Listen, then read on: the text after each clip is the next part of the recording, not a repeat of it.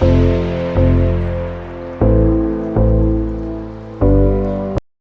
this video, we are going to explore how different devices or nodes interact on a network. We'll talk about the three main network models: centralized, client-server, and peer-to-peer. But first, let's break down some key concepts about network structures, starting with how nodes are connected and how they communicate. A network model simply describes how the nodes on a network communicate and where the work is done. This model focuses on how communication and processing are organized within the network, and there are three main types we'll look at today: centralized network, client-server network, and peer-to-peer network. Each model has its own way of accomplishing the main objectives of the network, but that's just part of the story. Networks also have physical and logical layouts, which are key to understanding how they actually work. Networks have both a physical topology, which is how the devices are physically connected, and a logical topology, which is how data flows through the network. For example, most Ethernet networks are physically set up in a star topology. Think of all the devices connected to a central point, like a hub or switch. But the data travels in a bus topology, meaning all devices see all the data being sent. So, we describe Ethernet as a physical star and logical bus. In this part, we're going to dive into centralized networks, where one powerful computer or host does all the heavy lifting. From earlier mainframes to today's cloud service, centralized networks have been around for decades. Let's break it down and look at how they work, their benefits, and their challenges. What is a centralized network? A centralized network is one where a host computer manages all the processing, storage, and communication for the entire network. Think of the host as the brain and the terminal as the hands and eyes of the network. In the past, this was most commonly seen in mainframe computers, but today we still see this model in cloud computing and even virtual desktop infrastructure. Performance and security benefits. One of the biggest advantages of centralized network is high performance.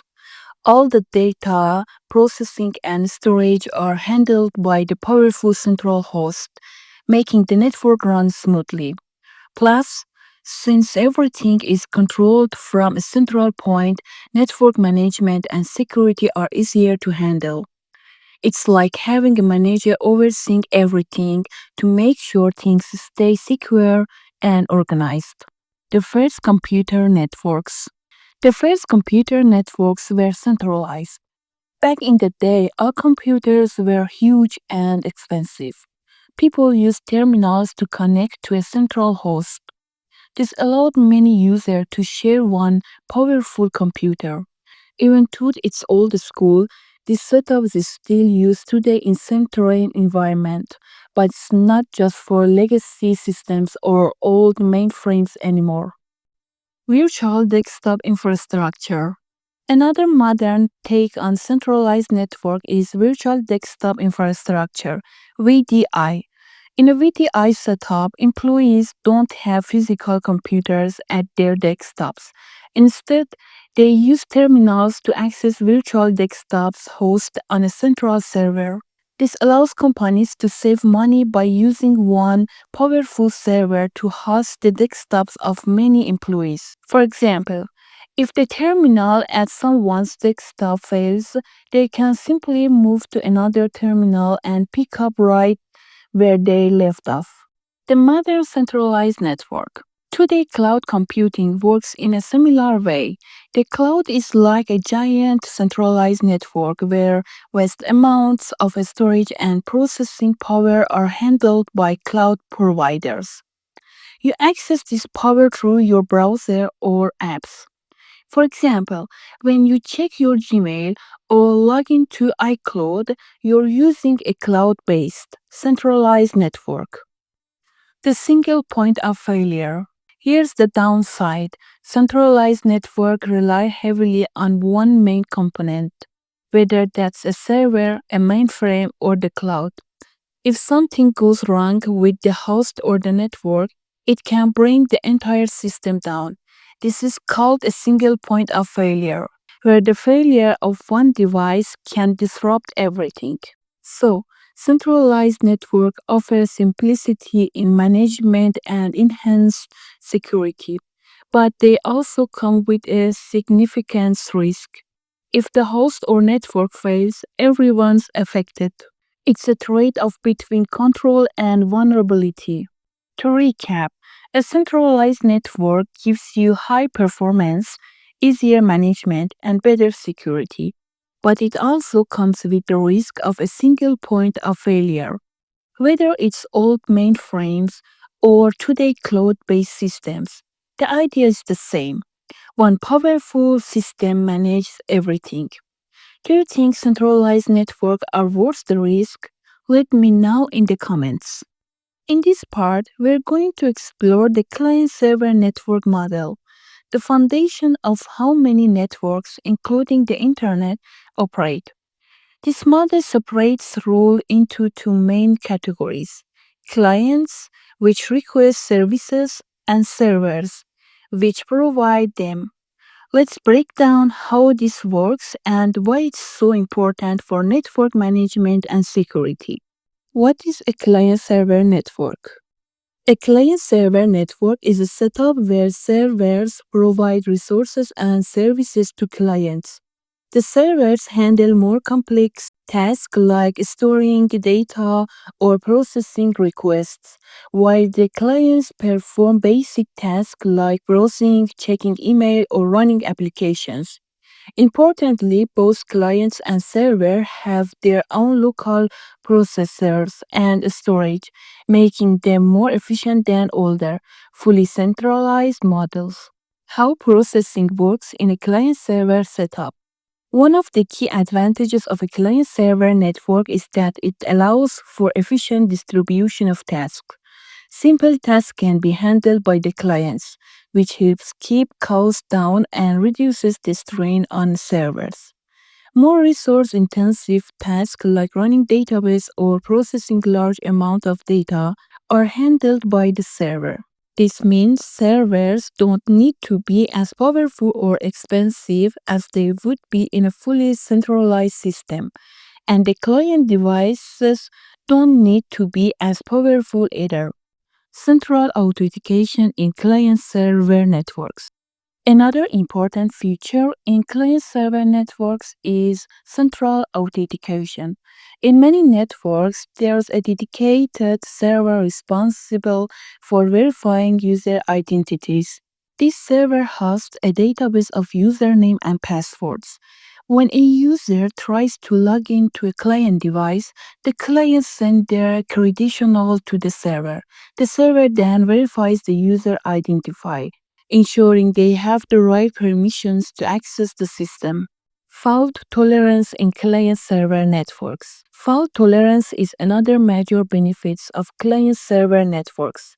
Because servers are generally less expensive than older mainframe systems, companies can afford to have multiple servers. This redundancy helps achieve a fault tolerance. If one server fails, another can take over without interrupting the network. Essentially, the system is designed to tolerate failures and keep running smoothly with minimal downtime. The Internet. In fact, the Internet itself is largely built on the client-server model. When you visit a website, your browser, the client, sends a request to the web server, asking for the page. The server processes their request, retrieves the necessary data, and sends it back to your device, which displays the website. Without the client-server model, the Internet as we know it wouldn't be possible. Why client-server networks are so important? So, to sum it up, client-server networks provide a clear division of labor where servers handle complex tasks and clients focus on simpler ones. This model allows to centralize management and security, making it easier to control access and protect resources. By using multiple servers, network can achieve fault tolerance, ensuring the system stay up and running even if one server fails. And most importantly, the client-server model is what powers much of the internet and modern network infrastructure. In this part, we're going to explore peer-to-peer P2P networks, a unique way of connecting devices without a centralized control system.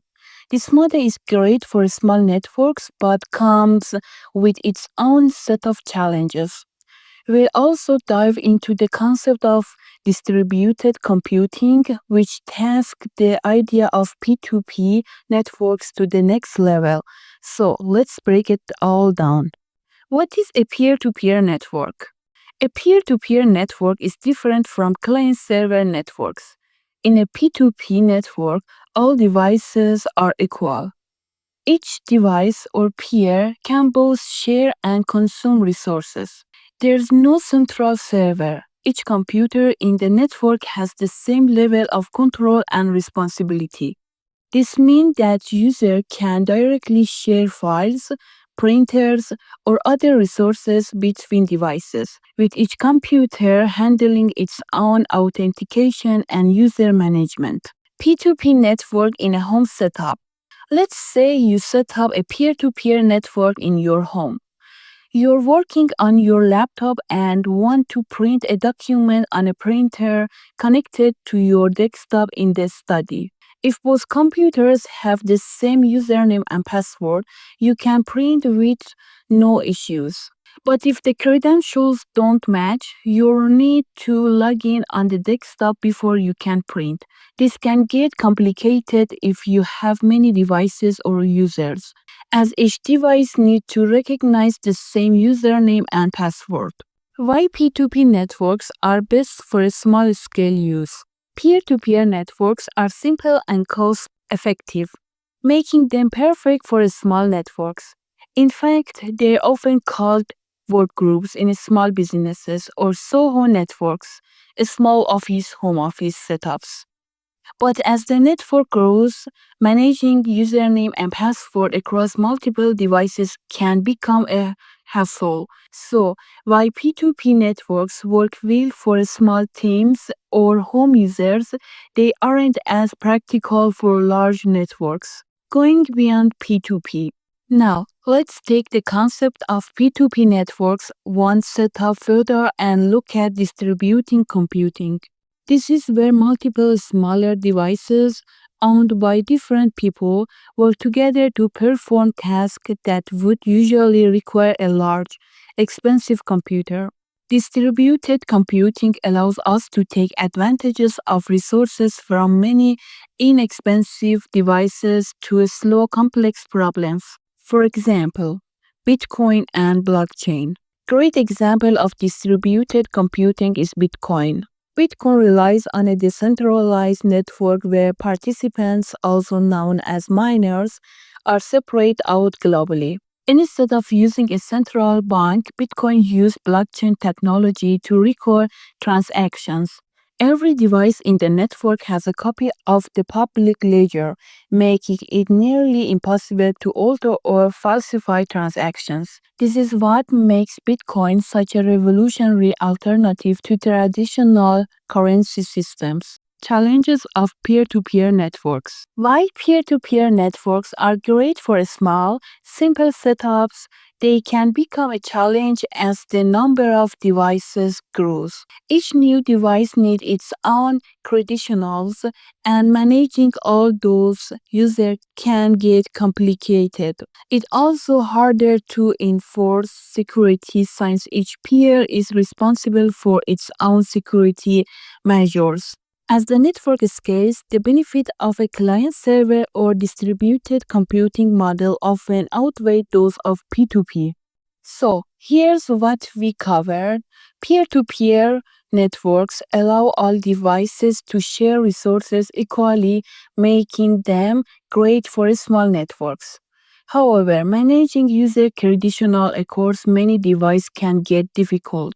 Distributed computing tasks the P2P model for the utilizing many devices to tackle large tasks like Bitcoin transactions.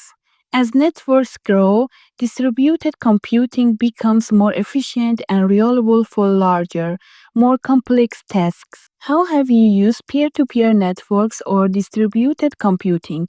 Let me know in the comments below.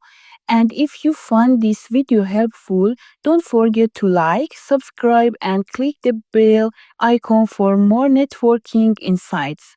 Catch you in the next video.